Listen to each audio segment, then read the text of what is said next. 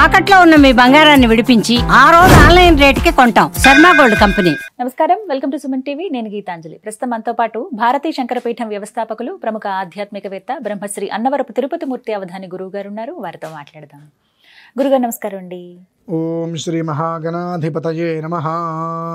చిన్న సందేహం గురుగారు, ఈ మధ్య చూసాను కొంతమంది శ్రీచక్రం చిన్న లాకెట్ లాగా వేసుకుంటున్నారండి. అవును, అంటే అలా అసలు వేసుకోవచ్చా? ఎందుకంటే శ్రీచక్రం అంటేనే చాలా పవిత్రం, ఎంతో విశేషం. మనం ఇంట్లో పెట్టుకోవడానికే ఆలోచిస్తాము, పూజించడానికే కావచ్చు, వెంటనే ఎక్కడైనా చూసినా కూడా ఆ పవిత్రత అమ్మవారు అనే భావన వస్తుంది.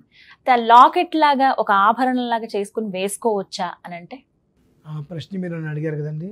సుమారుగా ఒక 400-500 మందికి పైన నేనే ఆ శ్రీ యంత్రం అనేటువంటిది, దానికి నవదుర్గా శక్తి మొత్తం దానికి స్టోన్స్ వస్తాయి 9, అవి తయారు చేయించి 100 మందికి నేనే అందించా. వేసుకోవచ్చు. వేసుకున్న ప్రతి ఒక్కరూ వాళ్ళు ఇచ్చినటువంటి విషయం ఏంటంటే చాలా ప్రశాంతంగా ఉన్నాము. అది మెడలో ఉన్నప్పుడు ఆ పాజిటివ్ వైబ్రేషన్స్ ఎలా ఉన్నాయి అనేటువంటి విషయం చెప్పుకున్నారు. ఇక కర్మ ప్రార్థం బాలేగా అది కాస్త అటు ఇటు లింకు తెగిపోయి కింద పడి వాళ్ళ తర్వాత చేసుకోవచ్చు అని పక్కన పెట్టినప్పుడు దాని ఒక నెగిటివ్ ఇంపాక్ట్ కూడా చూశారు వాళ్ళు. అది అందులో ఎలా ఉంటుందంటే అమ్మా, శ్రీచక్రం అనేటువంటిది ఇంతే ఉంటుంది. అది చిన్నది, ఖచ్చితంగా చెప్పాలంటే మనకు రూపాయి నాణ్యం ఉంటుంది. దానికి శ్రీకి త్రిశూలం ఉంటుంది ఇలా పైన, అవి వేసుకోవడానికి వీలుగా త్రిశూలం లాగా ఉంటుంది. కిందకి 3 ఉండాలి. మనకు పట్టుకునే త్రిశూలం ఇలా ఉండాలి, వేసుకునే త్రిశూలం కిందకు ఉండాలి. అలా కాలత్రికాలాల యందు కూడా మనం ఏ పని మీద బయటికి వెళ్ళినా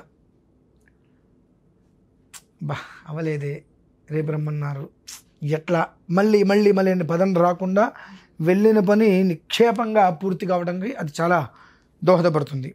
అలాగే మనల్ని ఎవరైనా ఏదన్నా మాట అనాలి, ఏదైనా కించపరచాలనేటువంటిది వస్తే అది ఇక్కడ ఎప్పుడైతే కనుక ఇక్కడ ఉంటుందో ఆ మధ్యలో కెంపు వస్తుందమ్మా, శమంతక కెంపు. నవరత్నాలు ఉంటాయండి. శమంతక కెంపు. ఆ శమంతక కెంపు ఏం చేస్తుందంటే ఆ మనిషిని పవర్ లాగేస్తుంది. అంత ఆవేశం మీద వచ్చిన వాడు కూడా చాలా శాంతంగా నార్మల్గా మాట్లాడేసి వెళ్ళిపోతూ ఉంటాడు. మనకు జరగలేదు అనేటువంటిది, ఇబ్బందులు అనేటువంటిది మాట మనం వినకుండా ప్రతిదీ సుగ్రీవాజ్ఞ అంటారు. రామబాణం సుగ్రీవాజ్ఞ.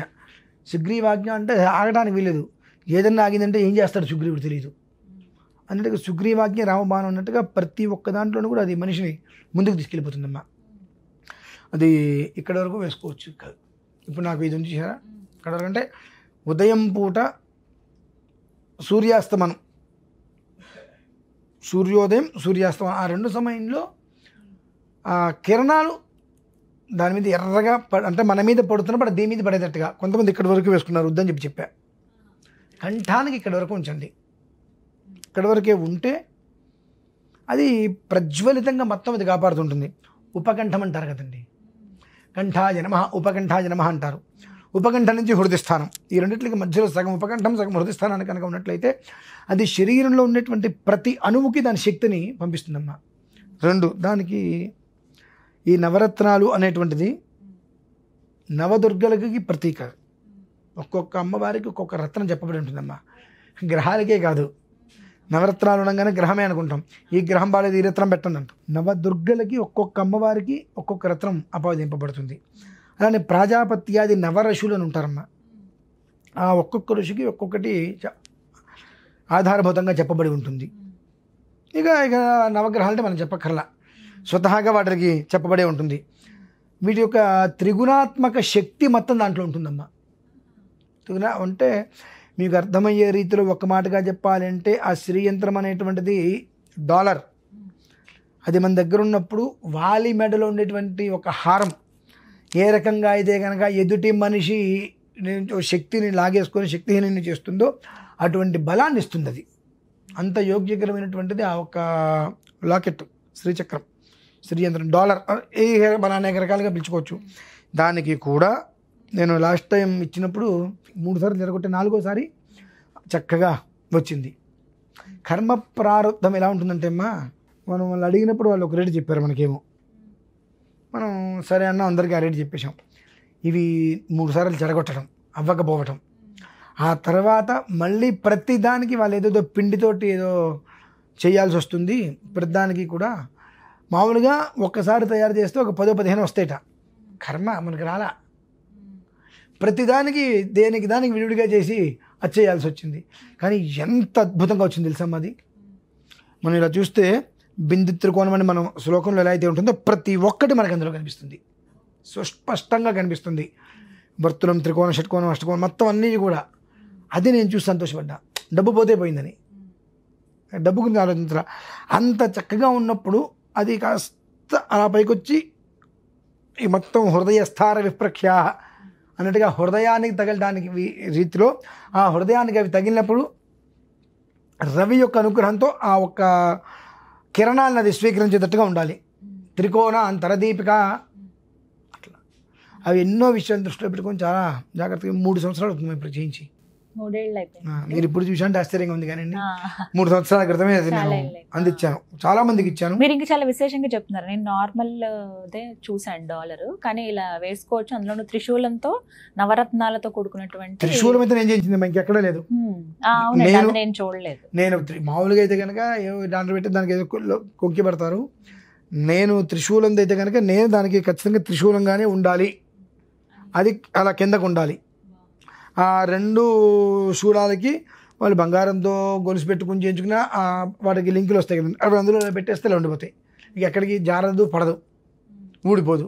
అలా ఉండేటట్టుగా అది నేను చేయించానమ్మా. మనం మామూలు చైన్కి కానీ దేనికైనా వేసేసుకోవచ్చు, తాడు కూడా వేసుకోవచ్చు. తాడు కూడా. కాకపోతే ఇక్కడి వరకు ఉండటం శ్రేయదాయకం. ఇది ఈ హృదయం ఇక్కడికి దాటకుండా వస్తే అది చాలా శ్రేయదాయకం. ఇప్పుడు మరి అందుబాటులో ఉన్నాయి గురువుగారు, ఎవరికైనా కావాలి అని అంటే కనుక? కావాలి అని అంటే సమయం పడుతుందా? ఎంత టైం పట్టొచ్చండి కావాలనుకుంటే? పడుతుంది మాకు 15 నుంచి 20 రోజుల పైన పడుతుంది. 2-3 రోజుల్లో రమ్మంటే చస్తే రాదు అది. ఎందువల్లనంటే చేయించాలి కదా. అది చేయించడమే కదమ్మా, అది చేయించిన తర్వాత దానికి మళ్ళీ పంచామృతంలో మనం ఒక దేవతా విగ్రహ ప్రతిష్ఠ చేసినప్పుడు ఎలా అయితే చేస్తామో ఆ రకంగా జలాధివాసం అవన్నీ చేయాలి, అధివాసాలు. మరి అలాంటప్పుడు ఏమైనా నియమాలు పాటించాలండి మెడలో ఉన్నప్పుడు? చేసే మేము నియమాలు పాటించాలి. అంతేనా? వేసుకున్న తర్వాత మెడల్లో వేసుకునేటువంటి దానికి ప్రత్యేకమైన నియమం లేదమ్మా. ఇప్పుడు అంటే నాన్ వెజ్ తింటారు, తినమనండి, పర్వాలేదంటారు. అంటే ఇక్కడ ఎలా మహిళలకైతే ఇబ్బంది వచ్చిన దీనికి మీకు ఆత్మగమనం అనేటువంటిది కొన్ని తెలుసుకుంటే ఇది అర్థమైపోతుంది మనకు. ఆత్మ, పరమాత్మ, జీవాత్మ వీటి గురించి కొన్ని విషయాలు మనం గమనించుకుంటూ వస్తే ఇది ఏమిటి అనేటువంటి విషయం మనకు అర్థమైపోతుంది. మన ఉంచచ్చా ఉంచకూడదా అని ఎలాంటి దోషం అనేది ఇప్పుడు నా మెడలో ఉంది. మొత్తం ఇదంతా కూడా కెంపుల మాల. దాదాపుగా తీయను, ఒక్కోసారి అంటే గబిక్కిన ఒక్కోసారి ఇవి చేయి అటు తగిలినప్పుడు లింకులు తెగిపోతూ ఉంటాయి. అలా తెగిపోతాయి అనుకుంటే రాత్రి ప్రతిష్ఠ పక్కన పెడతాం. అంటే ఇంకా పడుకున్నప్పుడు ఇలా పడుకుంటాం, ఏ వేలో అయితే తగిలా గబిక్కిన అనుకోండి తెగిపోతుంది. అలా పెరగకుండా ఉండటం కోసం రాత్రి ప్రతిష్ఠ పక్కన పెడతాం, అంతే. అందుకు మించి ఏం లేదమ్మా. ఇంకా మిగతా అట్లా నాన్ వెజ్ తిన్నప్పుడు కానీ లేకపోతే స్త్రీలకు ఇబ్బంది ఉన్నప్పుడు కానీ ఏమీ అసలు తీయాల్సిన అవసరం లేదు. ఎందువల్లనంటే అది వాయు విధానంలో ఉంటుంది. ఏ విధానం అమ్మా? వాయు విధానంలో ఉంటుంది, యంత్ర విధానం కాదు. అది యంత్రమైనప్పటికీ కూడా వాయు విధానంలో ఉంటుంది కాబట్టి మీరు ఏం చేసుకున్నప్పటికీ కూడా దోషం లేదు. అది దానికి ఎప్పటికీ అంటే ఒక జలగా మన ఒంటి మీద వాలి దానికి ఎప్పటికీ ఎంత రక్తం ఎలా పీల్చుకుంటుందో, దానికి ఎంతటి ఆహారం ఏ రకంగా కావాలో అదే తీసుకుంటుంది. మన శరీరానికి ఏ స్థితిలో ఏ గమనంలో ఎలా అందించాలో కూడా అది అందిస్తుంది. మనం ఇక్కడ పెట్టుకున్న తర్వాత అడుగు నుంచి మొత్తం అన్నీ కనిపిస్తాయి మనకు. ఆ శక్తి సూర్యకిరణాల నుంచి తీసుకున్నటువంటి ఆ తేజస్సుని శరీరంలోకి పంపించాలి కదా. అది మరి పంపించకపోతే ఇంకెందుకు? కాబట్టి అది ఇబ్బంది అయింది అన్నమాట. శుభ్రంగా ప్రతి ఆడ మగ పిల్లలు పెద్దలు అందరూ మారవచ్చు. అయితే ఒక 20 రోజులు అయితే టైం పడుతుంది ఖచ్చితంగా. 20 ఇంకో 2 రోజులు పైనే పడుతుంది, కానీ ఈ రోజు అయితే కనుక అవుతుందనే మాట అబద్ధం. ఎవరికైనా కావాలంటే ఫోన్ చేస్తే చాలా గురువుగారు. ఫోన్ చేయాలి, వాళ్ళ గోత్రము పేరు ఇస్తే అవి తయారవడానికే మనకు కొన్ని రోజులు పడుతుంది. తయారై వచ్చిన తర్వాత మన దగ్గర 6 రోజులు ఉంటుందమ్మా అర్చనలో. అర్చన చేస్తారు. అంటే మనం కూడా 1-2 వస్తే ఆర్డర్ పెట్టం. 15 మంది 20 మంది 30 మంది వస్తే ఒకేసారి ఆర్డర్ పెట్టడం వేరే. లేదనుకోండి ఒక్కొక్కడే చేయించమంటే అతను చెప్పేటువంటి మన ఆస్తులు అడుగుతారు.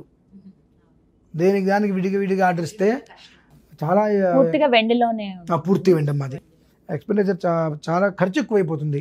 స్టోన్స్ కూడా జాతిరాళ్ళు వేస్తామమ్మా. జాతిరాయి వేసినప్పుడు కాస్త ఖరీదుగానే ఉంటుంది. అది మరి మామూలుగా మనకు ఈ నేల నవరత్నాలను దొరుకుతాయి, అవి ఈ షాపుల్లో 100 రూపాయలకు కూడా అవి దొరికేస్తుంటే మనం హోమాలు ఎప్పుడు అమ్ముతుంటారు, ఇంత చిన్న బాక్సులో పెట్టేసేసి అవి దొరుకుతుంటాయి. అవి నవరత్నాలు దాని రంగురాళ్ళు.